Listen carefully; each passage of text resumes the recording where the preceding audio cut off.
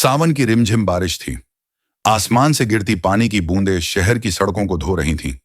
Traffic की आवाज, लोगों की भाग दौड़ और बारिश की फुहारों के बीच मुंबई शहर अपनी रफ्तार में था। लेकिन उस दिन कुछ ऐसा होने वाला था जो दो अलग अलग दुनियाओं के लोगों की जिंदगी को हमेशा के लिए बदल देगा। शहर के सबसे पॉश इलाके में रहने वाली 26 साल की प्रिया सक्सेना अपनी सफेद रंग की BMW में बैठी थी। वह विजय सक्सेना की इकलौती बेटी थी, जिनका नाम मुंबई के टॉप 10 बिजनेसमैन में आता था। प्रिया ने कभी जिंदगी में किसी चीज की कमी नहीं देखी थी। विदेश से पढ़ाई, ब्रांडेड कपड़े, महंगी गाड़ियां और हर सुख सुविधा उसके पास थी। लेकिन आज उसकी किस्मत उसे एक अलग सबक सिखाने वाली थी। दोपहर के करीब 2 बजे थे। प्रिया अपने दोस्तों के साथ लंच से लौट रही थी। अचानक उसकी गाड़ी ने बीच सड़क पर दम तोड़ दिया। इंजन की आवाज खामोश हो गई और गाड़ी एकदम से रुक गई। पीछे से आती गाड़ियों ने तुरंत हॉर्न बजाना शुरू कर दिया। एक के बाद एक गाड़ियां रुकती गई और देखते ही देखते पूरी सड़क पर जाम लग गया। प्रिया घबरा गई। उसने बार बार चाबी घुमाई, स्टार्टर दबाया, लेकिन गाड़ी स्टार्ट नहीं हुई। बाहर बारिश तेज हो रही थी और लोग चिल्लाने लगे थे। कुछ लोग तो उसकी कार के पास आकर खिड़की पर दस्तक भी देने लगे। अरे मैडम, गाड़ी हटाओ, पूरा रास्ता जाम हो रहा है, एक आदमी ने गुस्से में चिल्लाया। ये अमीर लोग भी ना गौरी तो लग्जरी खरीद लेते हैं, पर चलाना नहीं आता। दूसरे ने ताना मारा। प्रिया के माथे पर पसीने की बूंदें आ गईं। उसने तुरंत अपना मोबाइल निकाला और अपने ड्राइवर महेश को कॉल किया, लेकिन उसका फोन स्विच ऑफ था। फिर उसने सर्विस सेंटर का नंबर मिलाया, लेकिन बार बार नेटवर्क की दिक्कत आ रही थी। उसने अपने पापा को कॉल करने की सोची, लेकिन वे एक जरूरी मीटिंग में थे। पहली बार उसकी आंखों में असहायता की झलक दिखी। चारों तरफ लोग खड़े थे, कुछ हंस रहे थे, कुछ गुस्से में थे, लेकिन कोई भी आगे बढ़कर मदद करने नहीं आया। प्रिया को समझ नहीं आ रहा था कि वे क्या करें। तभी भीड़ को चीरता हुआ एक पुराना ऑटो रिक्शा आया। उसकी सीट फटी हुई थी, पीला हरा रंग उड़ चुका था और इंजन से अजीब सी आवाज आ रही थी। रिक्शे से उतरा 28 साल का एक युवक। उसका नाम था अर्जुन शर्मा। उसके कपड़े साधारण थे, बारिश में कुएं थे और चेहरे पर मेहनत का इंसान की छाप थी। अर्जुन ने प्रिया की कार की खिड़की पर हल्के से दस्तक दी। प्रिया ने खिड़की थोड़ी नीचे की और रुखाई से बोली, हाँ, क्या बात है? अर्जुन ने शांत लेकिन आत्मविश्वास भरी आवाज में कहा, मैडम, आपकी गाड़ी खराब हो गई है ना? पूरा रास्ता जाम हो रहा है, लोगों को बहुत परेशानी हो रही है। अगर आप इजाजत दें तो मैं गाड़ी को धक्का देकर साइड में लगा देता हूं। प्रिया ने उसे सिर से पांव तक देखा। एक पल के लिए उसके मन में शक हुआ कि कहीं यह आदमी मदद के बहाने पैसे तो नहीं मांगेगा या कोई और परेशानी तो नहीं खड़ी करेगा। लेकिन चारों तरफ लोगों का दबाव था और उसके पास कोई दूसरा विकल्प भी नहीं था। उसने हिचकिचाते हुए हामी भर दी। अर्जुन ने तुरंत कार के पीछे की तरफ अपना हाथ लगाया और धक्का देना शुरू कर दिया। बारिश की वजह से सड़क पर कीचड़ हो गया था। उसके पुराने चप्पल कीचड़ में ढंसते जा रहे थे और पैर बार बार फिसल रहे थे। उसकी कमीज पसीने और बारिश के पानी से तरबतर हो गई थी। भीड़ में खड़े लोग तमाशा देख रहे थे। कुछ लोगों ने तो मोबाइल निकालकर वीडियो भी बनाना शुरू कर दिया। कुछ ने तान मारे, देखो देखो, गरीब आदमी अमीरों को गाड़ी धक्का दे रहा है। लेकिन उस पूरी भीड़ में एक भी इंसान आगे आकर अर्जुन की मदद करने नहीं आया। अर्जुन अकेला ही पूरी ताकत लगाकर गाड़ी को धक्का दे रहा था। धीरे धीरे गाड़ी खिसकने लगी।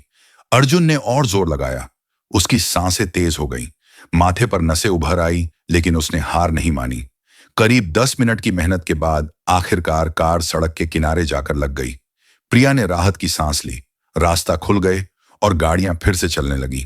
उसने अपना महंगा पर्स खोला और उसमें से 2 500 रुपए के नोट निकाले। खिड़की से बाहर बढ़ाते हुए बोली, लो, तुमने मेरी मदद की है, ये रखो। अर्जुन ने उसकी ओर देखा, फिर धीरे से मुस्कुराया और हाथ पीछे कर लिया। गहरी आवाज में बोला, मैडम, पैसे उस काम के लिए जाते हैं जो पैसे के लिए किया जाए। मैंने तो बस एक इंसान की मदद की है। इंसानियत का कोई दाम नहीं होता, और अगर दाम होता भी तो यह 1000 रुपये इंसानियत की कीमत नहीं हो सकते। इतना कहकर उसने अपना गीला तौलिया कंधे पर डाला और अपने रिक्शे की तरफ बढ़ गया। प्रिया के हाथ में नोट वैसे ही रह गए, वस्त रह गई। उसने अपनी जिंदगी में पहली बार किसी को पैसे लेने से मना करते देखा था। उसका दिल जोर जोर से धड़कने लगा। वह खिड़की से बाहर झांकती रही, बारिश में भीगते हुए अर्जुन को देखती रही।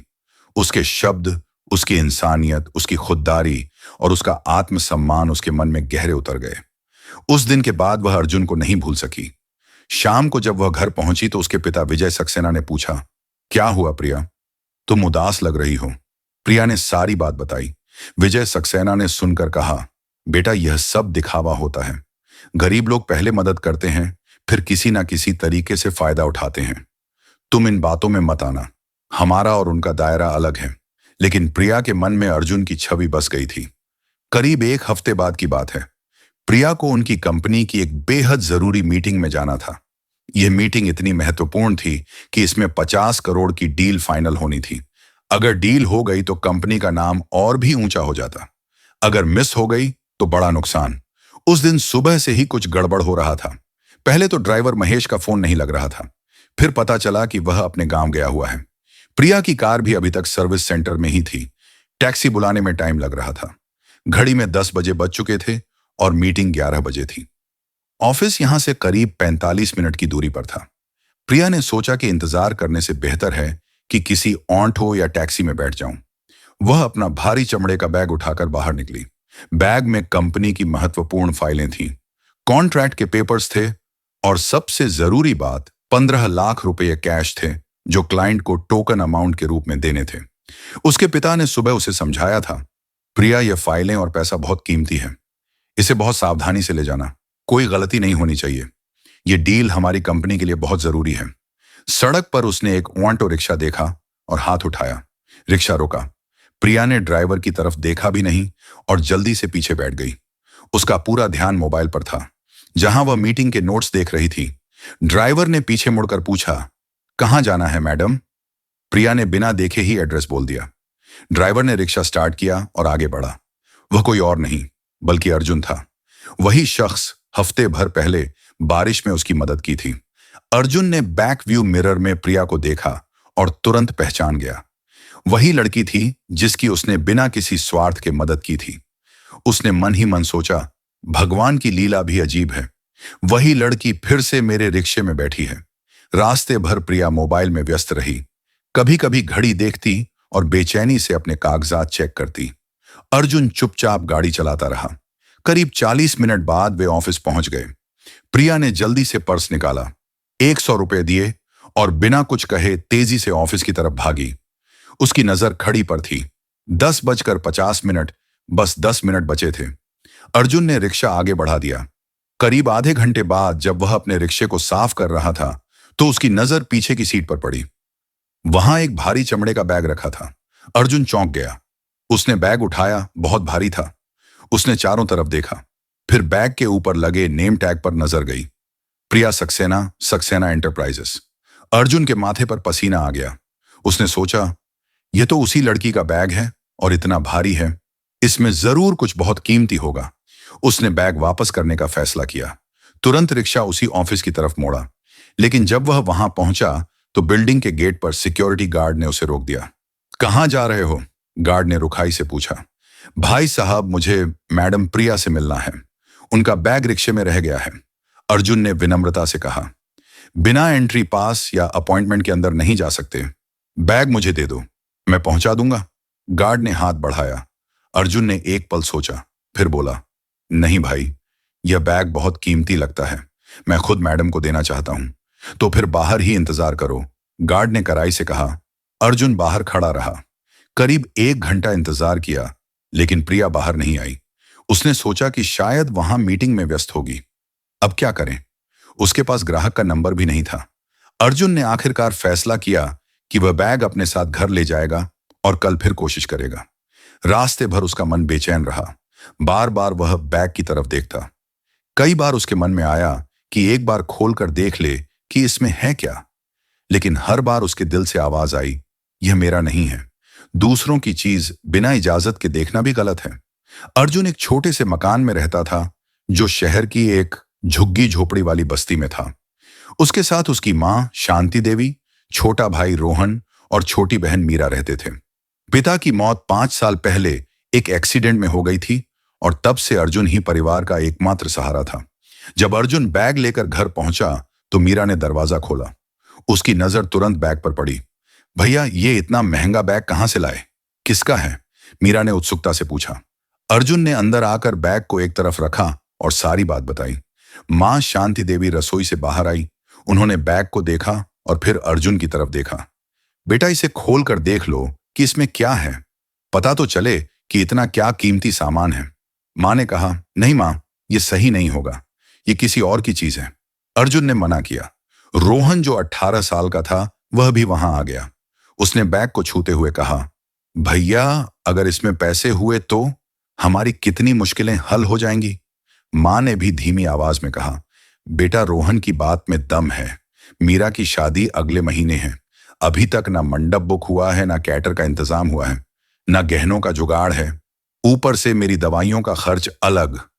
अगर इस बैग में कुछ मदद मिल जाए तो। मीरा ने आंखों में आंसू लेकर कहा, भैया, मुझे शादी की कोई चाह नहीं है, लेकिन आपने राज के घर वालों को हाँ कह दी है। उनके घर वाले सब तैयारी कर रहे हैं। अगर अब हम मुंह मोड़ेंगे तो बहुत बदनामी होगी, समाज में मुंह दिखाने लायक नहीं रहेंगे। अर्जुन की आंखों के सामने अपने परिवार की मुश्किलें घूम गईं। पिछले महीने मां की तबीयत बिगड़ी थी और उनके इलाज में उसकी सारी जमा पूंजी खत्म हो गई थी। मीरा की शादी की तारीख अब महीने भर बाद की थी और अभी तक कुछ भी तय नहीं हुआ था। राज के घर वालों ने कई बार ताने दिए थे कि लड़के वाले अपनी जिम्मेदारी नहीं निभा रहे। एक पल के लिए अर्जुन का मन डगमगाया। उसने बैग की तरफ देखा, फिर उसने बैग को अपनी छाती से लगा लिया और आंखें बंद करके गहरी सांस ली। फिर उसने सबको देखते हुए कहा, मां, मीरा, रोहन, मैं समझता हूं कि हमारे ऊपर मुसीबतों का पहाड़ टूटा हुआ है, लेकिन क्या हम इतने मजबूर हो गए हैं कि दूसरों का हक छीन ले? यह बैग किसी और का है। इसमें उसकी मेहनत की कमाई होगी। उसने अपने काम के लिए इसे जमा किया होगा। अगर हम यह बैग नहीं लौट आए तो वह मुसीबत में फंस जाएगी। लेकिन भैया, हमारी मुसीबत का क्या? रोहन ने कहा। अर्जुन ने रोहन के कंधे पर हाथ रखा। रोहन, हम गरीब हैं, लेकिन बेईमान नहीं। हमारे पापा ने हमें यही सिखाया था, मेहनत की कमाई खाना, दूसरों का हक नहीं मारना। अगर आज हम यह बैग नहीं लौट आएंगे तो मीरा की शादी बेईमानी के पैसों से होगी और बेईमानी के पैसों से कभी किसी का घर नहीं बसता। मीरा रोने लगी। तो क्या मेरी शादी नहीं होगी? अर्जुन ने मीरा के आंसू पोंछे। होगी बहन, जरूर होगी। मैं दिन रात मेहनत करूंगा, 2-2 रिक्शे चलाऊंगा, लेकिन तेरी शादी ईमानदारी के पैसों से ही होगी। भले ही सादगी से हो, लेकिन सम्मान के साथ होगी। मां की आंखों में आंसू आ गए। उन्होंने अर्जुन को गले लगाया। तुम अपने पिता की सच्ची औलाद हो। भगवान तुम्हें खुश रखे। उस रात अर्जुन को नींद नहीं आई। वह बैग के बारे में सोचता रहा। कई बार उसके मन में आया कि बस एक बार खोलकर तो देख लूं, लेकिन हर बार उसने अपने मन को समझाया। अगली सुबह 8 बजे अर्जुन बैग लेकर फिर से सक्सेना एंटरप्राइजेस के ऑफिस पहुंचा। इस बार उसने रिसेप्शन पर व्यक्ति से बात की। रिसेप्शनिस्ट ने उसे ऊपर से नीचे तक घुमा और तिरस्कार भरे लहजे में पूछा, क्या चाहिए तुम्हें? सर, कल प्रिया मैडम मेरे रिक्शे में बैठी थी। उनका यह बैग रिक्शे में भूल गया था। मैं वापस करने आया हूं। अर्जुन ने विनम्रता से कहा। रिसेप्शनिस्ट को यकीन नहीं हुआ। उसने बैग को देखा, महंगा लेदर बैग। फिर अर्जुन को देखा, फटी जीन्स, पुराना शर्ट, चप्पल। उसे शक हुआ। बैग खोलो, देखो क्या है इसमें। रिसेप्शनिस्ट ने कहा, सर, मैंने नहीं खोला अभी तक। यह मेरा हक नहीं, अर्जुन ने कहा। रिसेप्शनिस्ट ने बैग खोला। उसकी आंखें फटी रह गईं। अंदर कई जरूरी फाइलें थीं और एक लिफाफे में 15 लाख रुपए कैश रखे थे। उसने हैरानी से अर्जुन की तरफ देखा। इतनी बड़ी रकम और तुमने बिना खोले वापस कर दिया? रिसेप्शनिस्ट की आवाज में अविश्वास था। अर्जुन ने सीधे उसकी आंखों में देखते हुए कहा, सर, गरीबी इंसान के हालात को बदल सकती है, संस्कारों को नहीं। यह पैसा मेरा नहीं है तो मेरा हक भी नहीं। रिसेप्शनिस्ट ने तुरंत रजिस्टर निकाला और कहा, अन्ना और पता लिखो, मैं मैडम को इन्फॉर्म करता हूं। अर्जुन ने कापाट से लिखा, Arjun Sharma, auto rickshaw driver, बस्ती नंबर 4। धारावी करीब आधे घंटे बाद जब प्रिया ऑफिस पहुंची तो रिसेप्शनिस्ट ने उसे सारी बात बताई। प्रिया को अपने बैग के बारे में याद भी नहीं था।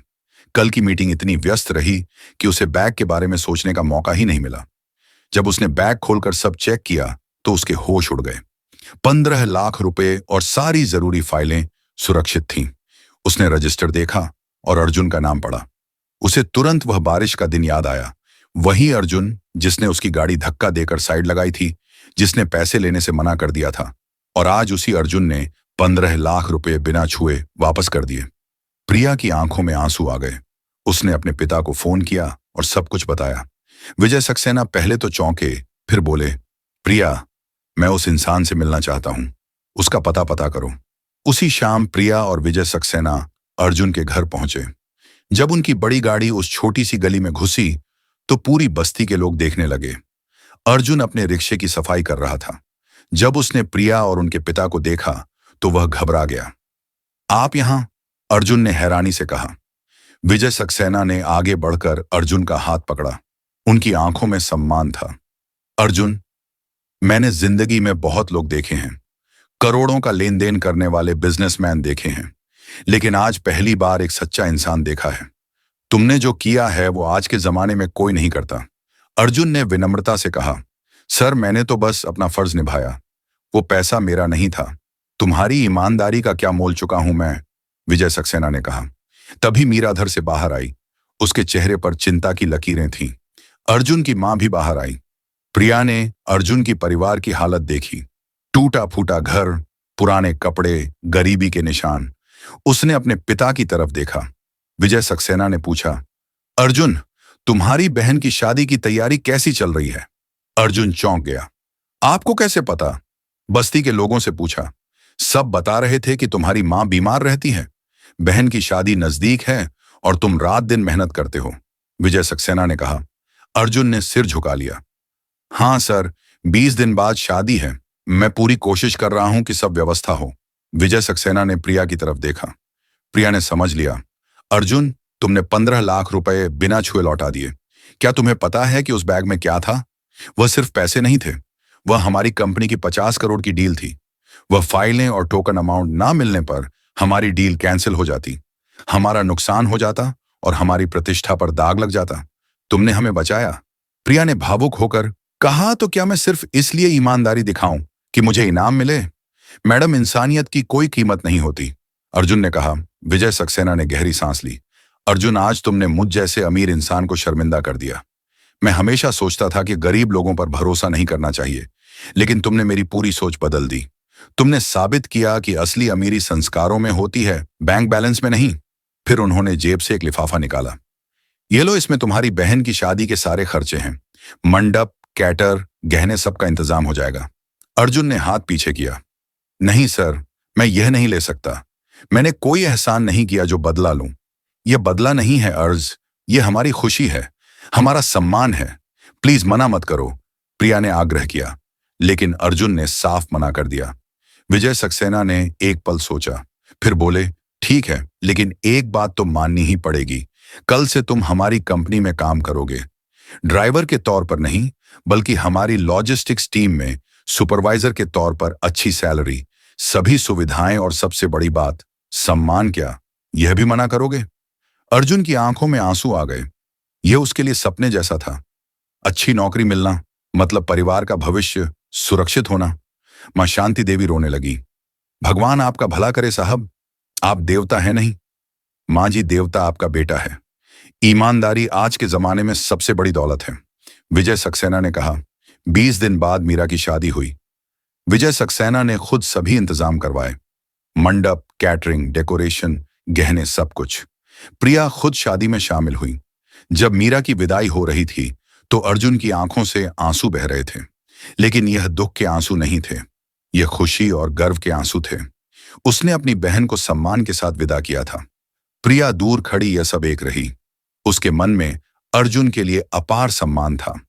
अगले दिन जब अर्जुन पहली बार सक्सेना एंटरप्राइजेस के ऑफिस में काम करने गया तो सब लोग उसकी ईमानदारी की कहानी जानते थे। हर कोई उसका सम्मान करता था। विजय सक्सेना ने कंपनी की मीटिंग में सबके सामने कहा, आज से अर्जुन हमारे परिवार का हिस्सा है। इसने मुझे सिखाया कि सच्चा इंसान वही है जो मुश्किल वक्त में भी अपने सिद्धांतों पर अड़िग रहे। कुछ महीनों बाद प्रिया ने अपनी डायरी में लिखा, मैंने सोचा था कि पैसा सब कुछ खरीद सकता है, लेकिन अर्जुन ने सिखाया कि इंसानियत, ईमानदारी और आत्मसम्मान कभी बिकते नहीं। उसके पास पैसा नहीं था, लेकिन संस्कारों की अमीरी थी। आज मेरे पापा की सोच बदल गई। हमने सीखा कि किसी को उसके कपड़ों या हालात से नहीं, बल्कि उसके कर्मों से आंकना चाहिए। अर्जुन आज भी कंपनी में मेहनत से काम करता है। उसकी मां की तबीयत अब बेहतर है, रोहन की पढ़ाई अच्छे कॉलेज में हो रही है, और सबसे बड़ी बात, वह आज भी उसी ऑटो रिक्शे को संभाल कर रखता है। वह कहता है, यह रिक्शा मेरी पहचान है। इसने मुझे सिखाया कि मेहनत की कमाई में ही असली सुकून है।